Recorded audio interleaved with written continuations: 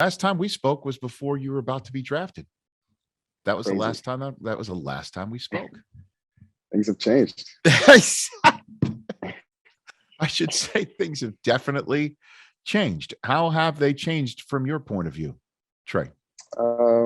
Seeing the world, the NFL, a little bit differently, I would say, as overall. Learned a lot this year, obviously, on and off the field. But I feel like I'm in a really good spot right now. Okay, what did you learn about the NFL? I learned the business side of it a little bit and kind of just how things work. Not only just within our organization, but just talking to guys that are rookies throughout the league, learning about what other situations are like. And obviously from a football standpoint, I feel like I'm in a very, very different spot than I was coming in. Okay. And what is let's drill down a little deeper. What business side of the NFL did you learn about?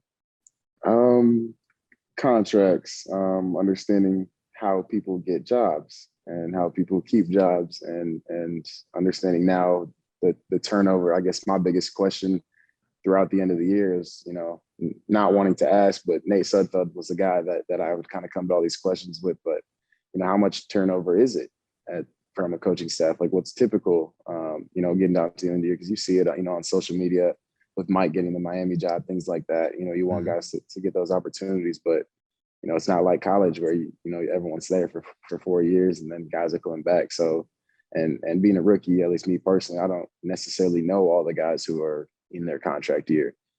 So I was really just wondering, my biggest questions towards the end of the year were just wondering and trying to figure out, what's it going to look like next year? What's the coaching staff? Are we going to have half the guys leave, especially with guys on our team? Because we had a real cool, awesome, and close-knit group of guys in that locker room this year. Yeah, and that's I heard that from pretty much every 49er that I spoke to. And again, I have not spoken to you since the day before, I think 2 days before you were in fact drafted by the 49ers. So how much were you expecting to start this year at all for the 49ers, Trey? I'm sorry, my mindset going in was just to be able to compete after, being there, getting drafted, the whirlwind rookie minicamp. There's really no way to have a whole offense learned in those 10 days that you get between the draft and rookie minicamp. So for me, leaving OTAs, I think was kind of an eye opener for me a little bit. I wanted to be able to compete, because if you don't know it well enough, you can't compete. So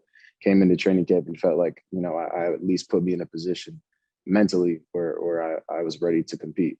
So I didn't really put expectations on starting any games. Honestly, I was coming in trying to learn as much as I possibly could and be as ready as I possibly can, which I felt like I was every week. And then you threw the first touchdown pass of the year for the San Francisco 49ers. Did Trent Sherfield.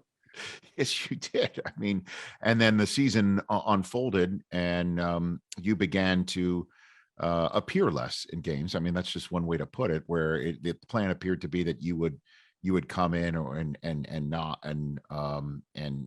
not spell Jimmy G, but come in and take some snaps, certainly in the red zone. But then that stopped. What do you owe that, Trey? What can you share about that? I think the biggest thing is, game prep throughout a week. I had a lot of conversations, obviously, with Kyle about it. And game prep throughout a week, teams are going to game plan.